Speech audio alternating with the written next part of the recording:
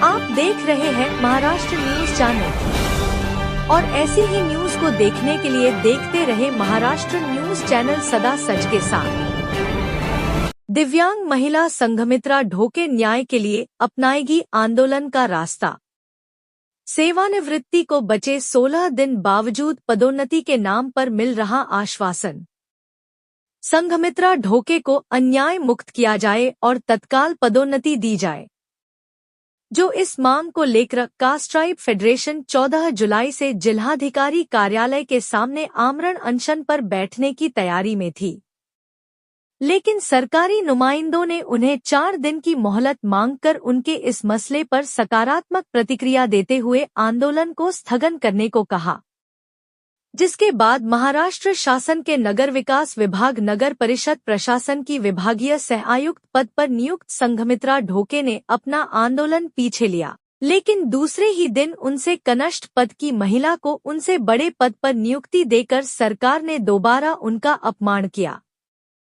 संघमित्रा ढोके को 7 जुलाई 2010 अनुसूचित जातियों में दिव्यांग श्रेणी के मुख्य अधिकारी समूह बी के रूप में नियुक्त किया गया है। बावजूद अब तक उन्हें पदोन्नति नहीं दी गई, जबकि कानूनन अब तक उनको 2 मर्तबा पदोन्नति होना बाकी है। उनके सेवानिवृत्त होने को महज 16 दिन का समय बचा है। ऐसे में सरकार की उनकी दरकार को उनको जल्द से जल्द पदोन्नति देने की मांग कास्ट्राइब फेडरेशन की ओर से दी गई। एक दिव्यांग महिला को अपने हक के लिए आंदोलन का सहारा लेना पड़े तो ये इस देश की न्याय प्रणाली के लिए कितनी शर्मनाक बात है। सवाल कास्ट्राइब फेडरेशन ने उठाया है। आइए देखते हैं आगे की खबर। नागपुर से पत्रकार क्राइम रिपोर्टर अब्दुल शेख की खास रिपोर्ट। सर वैसे मेरा नाम संघमित्रा मर्शो ढोके, मैं भी सहायक आयुक्त गट पोस्ट पे विभागीय आयुक्त कार्यालय पे कार्यरत हूँ। हमारे कैडर का जो प्रमोशन है वो 11 मार्च 2022 के डीपीसी के मुताबिक 18 अप्रैल 2022 को हुआ, मगर वो डीपीसी में मेरे नाम के सामने जो अभिप्राय का पैरा रहता है उसमें लिखा है कि एसीबी की कार्रवाई शुरू है। जैसे कि ना मेरे पूरे सर्विस के पीरियड में ना मैंने कभी टेबल के नीचे से या टेबल के ऊपर से कभी पैसा खाया है या कभी किसी को मेरे अंडर में काम करते हैं लोग उनको खाने दिया है। मैंने सिर्फ जनता के हित के लिए ही काम किया है। मगर वो अभिप्राय में लिखा था कि एसीबी की कार्रवाई शुरू है।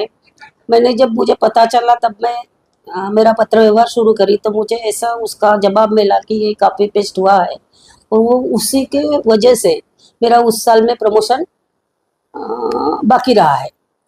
फिर जब हम सरकार के पास गए तब 25 जुलाई 2023 को मुझे जो प्रमोशन मिला वो भी प्रमोशन तदर्थ के यानी रेगुलर न होते हुए तदर्थ मिला।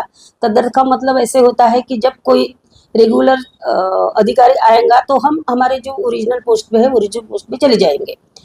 और उसके बाद अभी 20 मार्च 2025 को मेरे से कनिष्ठ अधिकारी को मेरे ऊपर के पोस्ट पर लगा दे, तो उस दिन से मुझे लग रहा कि या सरकार को सिर्फ संघमित्रा ढोके ही मिलते क्या वो अन्याय करने के लिए। तो इसीलिए मैंने ये मेरा जो आमरण उपोषण का पवित्र लिया है। मैम कब से आपके ये प्रमोशन का ये विषय शुरू है और तकरीबन कितने बार आपका प्रमोशन रुका है? सर ये जो प्रमोशन का विषय जो स्टार्ट हुआ वो तो 22 में स्टार्ट हुआ, मार्च 22 में। वो मार्च 22 से लेके तो उसने मुझे जो प्रमोशन दिया वो तदर्थ है। मगर सरकार ने, मैं तो दिव्यांग प्रवर्ग से भी आती हूँ, दिव्यांग प्रवर्ग के अधिकारी हूँ, तो दिव्यांग के लिए जो जीआर निकला है पहले 2023 को निकला, अप्रैल 2023 को, फिर 29 जुलाई 2024 को भी जीआर निकला कि दिव्यांग अधिकारी को मिनिमम क्लास 1 पोस्ट के लिए प्रमोशन में आरक्षण मिलना चाहिए। और वो जीआर लेते हुए हम सरकार के तरफ गए और उनको मांग कर रहे हैं कि दिव्यांग प्रवर्ग में हम प्रमोशन दें। और उसके बाद हम जो जनरल मेरिट लिस्ट में आते हैं तो जनरल मेरिट लिस्ट में हमको प्रमोशन दे, तो वो उसका हिसाब लगाए तो मुझे 30 जून 2016 को पहला प्रमोशन दिव्यांग प्रवर्ग में मिलना चाहिए और उसके बाद वो सीनियरिटी लिस्ट है, वो seniority list regular seniority list में उसके बाद और 2 प्रमोशन मुझे मिलना चाहिए। वो ये हिसाब लगाते हुए मुझे जॉइंट कमिश्नर के प्रमोशन आज मिलना चाहिए। Doctor B.R. अम्बेडकर ने जो संविधान दिया है, कहीं उसका हनन हो रहा है, ऐसा लगता है आपको? बिल्कुल सर, सबके लिए तो न्याय जरूरी है और मुझे तो लग रहा है कि मुझे जो हमारा यूडी विभाग है वो न्याय देना ही नहीं चाहते। क्या कारण लगता है आपको कि आपका प्रमोशन रोक दिया गया है? क्या वजह क्या है?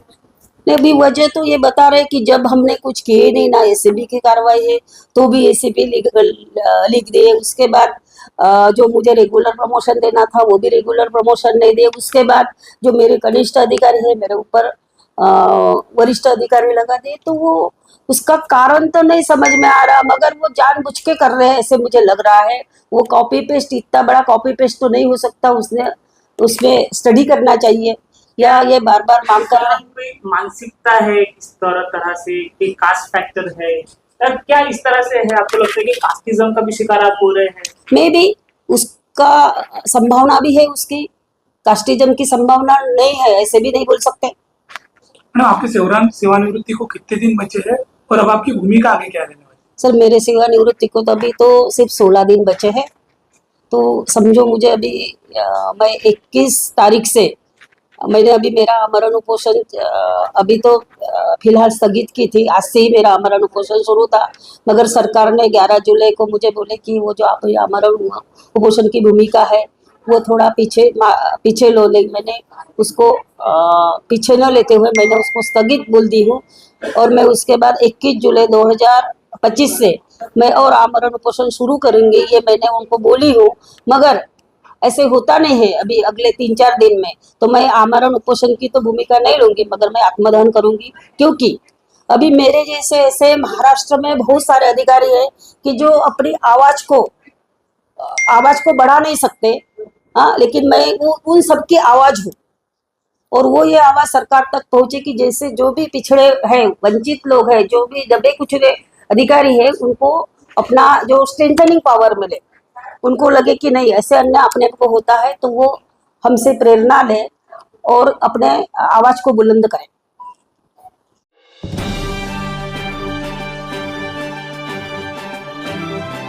आप देख रहे हैं महाराष्ट्र न्यूज चैनल और ऐसी ही न्यूज को देखने के लिए देखते रहे महाराष्ट्र न्यूज चैनल सदा सच के साथ।